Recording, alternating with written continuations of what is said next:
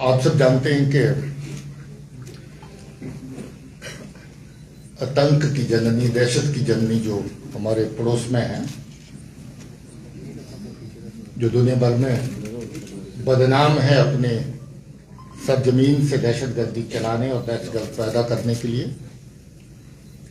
अलग अलग तरह की तंजीमों को लंबे अरसे तक पालने के लिए और आम जनता, बेगुनाह लोगों का दहशतगर्दी की कार्रवाइयों के जरिए से खून बहाने के लिए इस बदनामी के दाग उनके चेहरे पे इतने लग चुके हैं कि अब वो छपाए भी नहीं सकते। और पूरे मुल्क में, पूरी दुनिया में ये बदनामी के दाग जगह जगह चर्चा में आ रहे हैं। इसी तरह की इनकी वहशियाना, बुज़दिलाना, कायराना दहशतगर्दी की हरकतें जम्मू कश्मीर में बड़े लंबे अरसे से चल रही हैं। यहाँ पर बेगुनाह लोगों को अपने कार्रवाई का निशाना बनाया जाता है और जहाँ का जो आपसी भाईचारा है लोगों का across the regions, across the religions, across the communities, उसको किसी न किसी सूरत में धक्का पहुंचाने की, ठेस पहुंचाने की कोशिश की जाती है।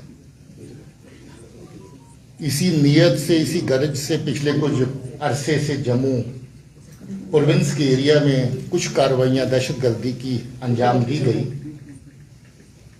जो बिल्कुल कम्युनल लाइंस पे हैं, सेक्टेरियन लाइंस पे हैं और साथ ही साथ ये भी मकसद रखती हैं कि जम्मू में दम तोड़ चुकी जो दहशतगर्दी है उसको फिर से किसी तरीके से रिवाइव किया जाए, उसको फिर से जिंदा किया जाए। कल डीआईजी राजौरी पुंछ रेंज ने, जो वहां की पुलिस की एक बड़ी कामयाबी रही, जो आईडीज वहां पर जगह जगह पर लगाने का इनका मंसूबा था, उसको नाकाम किया गया। उसमें 3 लोगों की टुकड़ी जो पार बैठे दहशतगर्दी के आका, उनके इशारों पर राजौरी के एरिया को और कुछ जगहों पे आईडीज लगा के निशाना बनाना चाहती थी। डांगरी के इंसिडेंट के बाद वो पूरे का पूरा ग्रोह पकड़ा गया। उसके बारे में तफसील, डिटेल कल आप लोगों को मिल चुकी है। आज हम जम्मू के नरवाल में जो 2 आईडी ब्लास्ट 21 जनवरी को हुए थे, उसकी डिटेल आपके साथ साझा करने के लिए आए हैं। मैं सबसे पहले जम्मू पुलिस को, एसएसपी जम्मू, उनकी टीम को, एसपी साउथ, डीएसपी साहबान और एसएचओ और बाकी टीम के लोग जो हमारे पीछे खड़े हैं, उनको शाबाशी देना चाहता हूं, मुबारक देना चाहता हूं कि उन्होंने बहुत ही मेहनत के साथ इस केस को वर्कआउट किया है और इस दहशतगर्दी की साजिश के पीछे कौन लोग शामिल थे उनको बेनकाब किया है। आप जानते हैं 21 जनवरी को रात को जो 2 बॉम्ब लगाए गए, 20 की रात को, जो 21 की सुबह फटे। रात को 7:30 बजे के आसपास पहला और फिर उसके बाद दूसरा, और दोनों आईडीज के बीच में 20 मिनट का वक्फा इस तरीके से रखा गया कि जब पुलिस के लोग, सिक्योरिटी फोर्सेस के लोग वहां पर इमीडिएटली रश करते हैं, पहुंचते हैं, तो उनका बड़े से बड़ा नुकसान किया जा सके। और पहले में जब दुकानें खुलें, लोग जो दुकानदार आसपास अपना काम कारोबार करने वाले हैं, उनको नुकसान पहुंचाया जा सके। मगर पुलिस ने अपनी एसओपीज का पालन करते हुए अच्छे तरीके से सिचुएशन को हैंडल किया और उस एरिया को अच्छे से सैनिटाइज किया, जिसकी वजह से पहली आईडी में 9 लोग जख्मी हुए, मगर दूसरी आईडी जिसका निशाना ये था कि पुलिस और सिक्योरिटी फोर्सेस के लोग जो मौके पर आए उनको टारगेट किया जाए, एसओपी का पालन करते हुए उस नुकसान को बचाया जा सका, वरना वो नुकसान और भी बड़ा हो सकता था, क्योंकि पहली आईडी छोटी थी और दूसरी आईडी उससे कहीं ज़्यादा बड़ी थी और इरादा यही था कि दूसरी आईडी ज़्यादा से ज़्यादा लोगों का नुकसान करे। पुलिस ने बड़ी मेहनत के साथ आरिफ नाम के दहशतगर्द को पकड़ा है, जो रियासी का रहने वाला है। और इसकी तफ्तीश और इंटेरोगेशन के दौरान ये पता भी चला कि ये आज से नहीं बल्कि पिछले लगभग 3 साल से ये पार जो हैंडलर हैं दहशतगर्दी को चलाने वाले जो लोग हैं लश्कर तौबा के, उनके साथ इसका तालमेल है। इसका मामा काफी सालों से कराची पाकिस्तान में जाकर के सेटल हो रखा है। मामे के जरिए इसके साथ राब्ता हुआ और फिर एक दहशतगर्दी तंजीम को जो पार से चलाने वाला कासिम नाम का आदमी है, वो भी रियासी का रहने वाला है। काफी लंबा अरसा पहले वो पाकिस्तान में जाके सेटल हुआ है और आज पाकिस्तान की दहशतगर्दी की जननी जो है उसका साथ दे रहा है, उसका समर्थक है, उनका सपोर्टर है और दहशतगर्दी की कार्रवाइयां पाकिस्तान में बैठ करके यहां पर करवाता है। कासिम ने लंबा अरसा पहले कुछ 19 में इसके साथ राब्ता साधा। आपको याद होगा शास्त्री नगर में एक आईडी हुई थी, वो अभी तक उसका करने वाला कौन था वो बेनकाब नहीं हो पाया था। यही आदमी है जो शास्त्री नगर में फरवरी 22 में आईडी हुई थी, यही आदमी शामिल था। आपको ये भी याद होगा कि कटरा में जो बस में आग लगी ब्लास्ट के बाद, उसमें बहुत सी चीजें पुलिस वर्कआउट कर पाई थी, मगर उसकी एक तार अभी तक जुड़ नहीं रही थी, एक कड़ी अभी तक जुड़ नहीं रही थी कि वो आईडी फिट किसने करी बस के अंदर। इसने माना है कि वो आईडी इसी ने फिट करी थी। एक नहीं बल्कि 2 आईडी लगाई थी ताकि लोगों का ज्यादा से ज्यादा नुकसान हो सके, और आईडी लगाने की जगह भी वो ढूंढी थी जो पेट्रोल टैंक को ही बारूद की तरह इस्तेमाल कर सके। और इसने आईडी बस के अंदर जाकर के सीट नंबर 3 के नीचे जहां पेट्रोल पंप पड़ता है उसके बिल्कुल ऊपर फिट करी थी, थैले के अंदर डाल के, और 2 आईडीज एक साथ फिट करी थी। बात यही खत्म नहीं होती, एक आईडी और अभी इसके पास मौजूद थी और उस आईडी का फोटो, और हो सकता है कि थोड़ी देर तक वो सही आईडी भी आपके साथ बाहर शेयर कर दी जाए। वो परफ्यूम आईडी है, बॉटल परफ्यूम की दिखती है और अगर गलती से आपने परफ्यूम के स्प्रे के माफक उसको दबा दिया, जब खोल दिया तो आईडी फट जाएगी और जिसके हाथ में आईडी होगी उसका मौके पर ही नुकसान हो जाएगा। जो पहली आईडीज अभी तक इस्तेमाल करी जो शास्त्री नगर में हुई वो टाइमर वाली डिवाइस थी।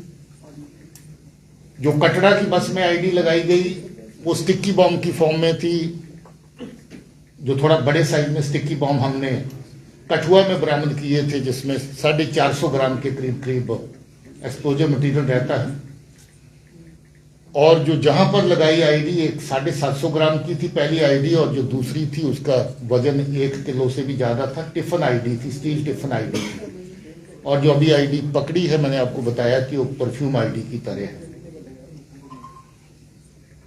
यहां पर कोशिश है कि जो दहशतगर्दी के आर पार से कार्रवाई होती है उसमें जो लोग इन्वॉल्व हैं उनके खिलाफ सख्त कार्रवाई हो। पिछले काफी अरसे से हम लोग एक एक दहशतगर्द तंजीम को जिन्होंने दहशतगर्दी की कार्रवाइयों में जहां पर हिस्सा लिया उनके डोजियर तैयार किए, और उन सब तंजीमों को जो दहशतगर्दी को जहां पर चलाते हैं उनको बैन करने की कार्रवाई गवर्नमेंट ऑफ इंडिया की सतह पर की गई। लगभग 1 दर्जन ऐसी ऑर्गेनाइजेशन हैं जिनको अभी तक बैन किया गया है, जो दहशतगर्दी की कार्रवाइयों में सम्मिलित होने के लिए नोटिफाई किया गया है कि ये दहशतगर्दी चलाने वाली ऑर्गेनाइजेशन है। और ऐसे ही लोग जो इनफरादी तौर पे, इंडिविजुअल तौर पे दहशतगर्दी की कार्रवाइयों में शामिल हैं, 22 के करीब पिछले 2 साल के अंदर ऐसे लोग नोटिफाई किए गए हैं एज टेररिस्ट। वो कार्रवाई भी बराबर जारी है और उस कार्रवाई को भी आगे जिंदा रखा जाएगा। इसमें हैरत की बात यह है कि ये दहशतगर्दी की कार्रवाई आरिफ जो कर रहा है ये सरकारी मुलाजिम भी है। 2010 में रैबर तलीम में भर्ती हुआ था, 2016 में रेगुलर टीचर बना, सरकार की तनख्वाह भी ले रहा है, सरकार के टुकड़ों पे पल भी रहा है और साथ ही साथ कुछ और टुकड़ों के लिए अपने लोगों को नुकसान भी पहुंचा रहा है। पता चला है कि इसको पहली आईडी लगाने और फोड़ने के बाद कुछ नगद रकम मिली थी। कटड़ा की आईडी लगाने के बाद भी इसको कुछ रकम दी गई थी और अभी जे आईडी लगाने में भी इसको ऐसा ही फायदा दिया गया। अब ये देखिए कि किस हद तक ये चीज एक एक चंद टुकड़ों के लिए लोगों की जान के साथ खिलवाड़ करना, लोगों का नुकसान पहुंचाना, ये सही लगता है। मगर शर्म की बात है इसके लिए कि ये दहशतगर्द सरकारी मुलाजिम भी है। अब इसकी मुलाजिम तो जाएगी, इस केस में भी इसको अंजाम जो है भुगतना पड़ेगा। आज आपको मनाने के लिए हम लोगों ने इस हादसे में जो लोग जख्मी हुए थे उनको भी लाया है, तो आप इस प्रेशर के बाद उनके साथ मुलाकात भी कर सकते हैं कि उनके जज्बात, उनकी फीलिंग क्या है। और हम चाहते भी थे कि उनको जब इंसाफ मिले तो उनको पता चले कि जम्मू कश्मीर पुलिस जो है वो उनके लिए कितनी ये जरूरी था कि इस केस को वर्कआउट किया जाए। मैं इस टीम को अच्छे से गाइड करने के लिए, इस टीम को दिन रात जो मेहनत कर रही थी, इसको पल पल इनका हैंड होल्डिंग और उनकी सपोर्ट करने के लिए जो सीनियर ऑफिसर हैं, डीआईजी रेंज हैं, एडीजी जम्मू है मुकेश साहब, इनको भी मुबारकबाद देना चाहता हूँ, कॉम्प्लीमेंट करना चाहता हूँ। ये बहुत तकड़े टीम वर्क का नतीजा है कि ये केस वर्कआउट हो पाया, वरना ये केस इसलिए भी मुश्किल था कि इस बंदे ने अपने कपड़े तक जला दिए, कोई एविडेंस इसने छोड़ा नहीं। जूते भी जला दिए जो पहन के गया था, कपड़े जला दिए जो कहा था, फोन अपना तोड़फोड़ करके आग लगा के उसको जला दिया। ये चाहता ही नहीं था कि कुछ सुराग वहां पर बचे। मगर जो जम्मू पुलिस की जो टीम लगी हुई थी, उसकी काबिलियत है, उनकी मेहनत है कि उन्होंने छोटे मोटे हर एविडेंस को खंगाल करके, हर छोटी मोटी लीड को आगे बढ़ा करके पहुंचते पहुंचते इस तक पहुंचे और इसको आखिर पकड़ा गया। इस इंसिडेंट के बारे में इतनी ही मालूमात आपके साथ शेयर करनी थी। इसके अलावा आपका कोई सवाल हो सर? टोटल कितने लोग पकड़े गए हैं? गवर्नमेंट एम्प्लॉइज कितने हैं? बताया जा रहा है 2 गवर्नमेंट टीचर हैं इसमें। अभी तो एक ही का है, उसके अलावा अगर कोई तफ्तीश आगे चलती है और किसी का इसमें आता है नाम तो देखिए। कुल जो आईडी मॉड्यूल्स हैं उनमें से 4 लोग पकड़े गए हैं, राजौरी और जम्मू को मिला। ये 3 वहां के देखें, एक जहां का देखें तो 4 हो गए। उसके अलावा आपको याद होगा कि तालिब का मॉड्यूल अगर देखें तो कितनी आईडीज में वो शामिल था, तो तालिब के मॉड्यूल में कितने लोग पकड़े जा चुके थे, वो भी तो आधा दर्जन के 5 लोग। हाँ, 5 लोग उसमें भी थे। तो तालिब का मॉड्यूल भी आईडी का ही बेसिकली मॉडल था, जिस मॉडल के जरिए आपको जो ट्विन बस में ब्लास्ट हुए उधमपुर में, आपको याद होगा, कोटरंका में जो ब्लास्ट हुआ आपको याद होगा, एक शादी के दौरान किसी के घर में रिजौरी में ब्लास्ट हुआ आपको याद होगा। तो वो कार्रवाइयाँ जो तालिब के ग्रुप की थी, तो ये इस तरीके से देखें तो तालिब भी उस केस में फिगर करता है जो कटरा का ब्लास्ट हुआ, और तालिब की उस केस में ये कड़ी अभी बाकी थी कि आईडी अगर मिली तो लगाई किसने, और तालिब के इस ग्रुप की जो कड़ी मिसिंग थी वो यही थी जो आज इस केस में पकड़ा गया। आईडी यूज हुई है, ड्रोन के मूवमेंट चाहिए हैं जो आईडी यूज हुए हैं। जी, जो आईडी इसने इस्तेमाल करी है वो ड्रोन से आई थी, दिसंबर के आखिरी महीने के आखिरी दिनों में आई थी, और 3 आईडीज एक साथ आई थी, जिसमें 2 इस्तेमाल कर चुका है और तीसरी अभी इसके पास मौजूद है। कितना चैलेंजिंग था ये केस, जिस तरह से आपने कहा आरिफ ने कपड़े भी जला दिए थे, जूते भी जला दिए, ऐसे लोगों को शिकंजा कसना कितना चैलेंजिंग था जम्मू कश्मीर पुलिस के लिए? देखिए, 21 जनवरी का वाक़ा है और आज कितने दिन हुए? 11 दिन। और मुझे लगता है इस 11 दिन के अंदर पुलिस की टीम ने शायद सोया नहीं होगा, दिन रात अपना काम कर रहे थे। तो ये इतनी बड़ी चुनौती थी कि कोई लीड मिले तो वो लीड जाया नहीं होनी चाहिए, और दूसरा ये है कि उसमें टाइम का गैप नहीं आना चाहिए कि आप ढूंढते रहें और आपके सुराग के आगे जो फॉलोअप जिस पे करना चाहते हैं वो आपसे दूर निकल जाए।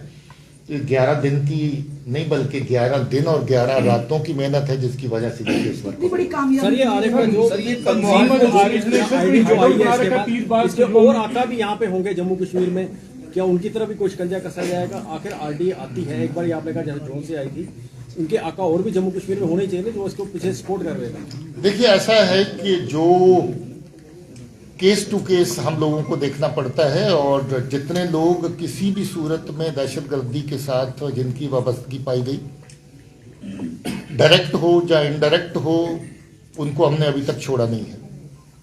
और इसके अलावा भी अगर कोई होगा तो उसके ऊपर भी शिकंजा कसा जाएगा, किसी को बख्शा नहीं जाएगा, किसी को छोड़ा नहीं जाएगा। मगर इस तरह का कोई ऑर्गेनाइज्ड तंजीम जहां पर बैठ करके कार्रवाई कर रही है, ऐसा सामने नहीं आया है।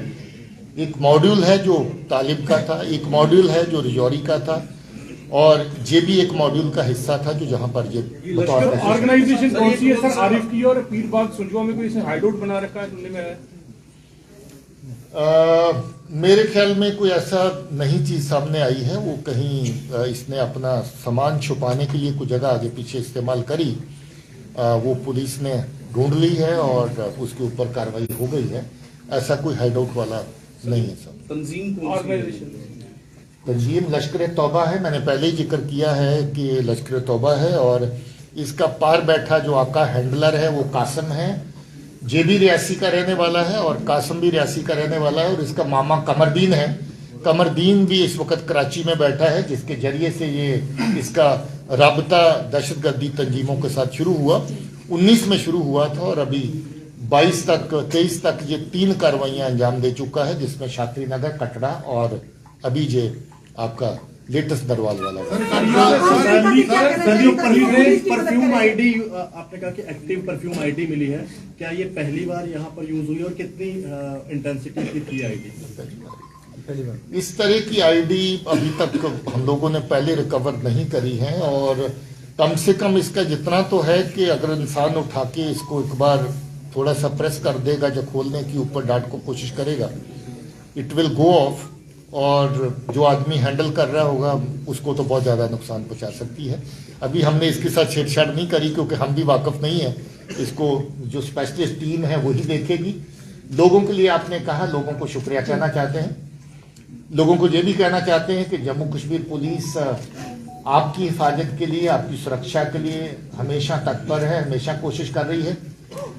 ये भी कहना चाहते हैं कि जब आप सोते हैं जम्मू कश्मीर पुलिस जागती है, और ये कोशिश रहती है कि हम लोग जाग करके आपकी नींद जो है उसको जो है सुरक्षित कर सकें, और ऐसी को गलतफहमी न रहे कि जम्मू कश्मीर पुलिस किसी जगह पे अपनी एफर्ट में कोई कमी छोड़ रही है।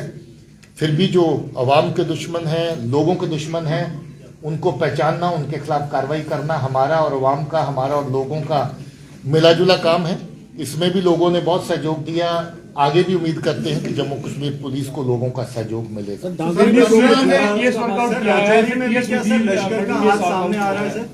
राजौरी में जो डांगरी में इंसिडेंट हुआ उसमें भी सर लश्कर का मॉड्यूल सामने आ रहा है, क्योंकि टेररिस्ट, क्योंकि ट्रेस कुछ मिले थे। हम लोग उस केस को काफी शिद्दत से जो भी लीड मिल रही है उसके ऊपर काम कर रहे हैं। मेरे ख्याल में सही वक्त आने पर हम उसकी डिटेल आप सब लोगों के साथ शेयर सर, करेंगे। एक आखिरी सवाल रहेगा आपकी ओर कि उन लोगों को क्या चेतावनी अब देना चाहते हैं जो आतंकवादियों का समर्थन करते हैं या ऐसी सोच रखने वालों का साथ हमेशा देते हैं? सर, उनको चेतावनी देने की जरूरत नहीं है, उनके खिलाफ कार्रवाई की जाएगी, और उनको ये समझ लेना चाहिए कि किसी भी तरीके से कानून के शिकंजे से कोई बच नहीं सकता है। वो छुपा रह सकता है कुछ देर के लिए, मगर आज नहीं तो कल वो बिल्कुल बेनकाब हो जाएगा, और कानून अपना काम करता है। पुलिस जिसकी जिम्मेवारी कानून को नाफिज करने की है वो अपना काम करती है, और हम लोग कानून का पालन सख्ती से करते रहेंगे और उसमें कोई कोताही नहीं होगी।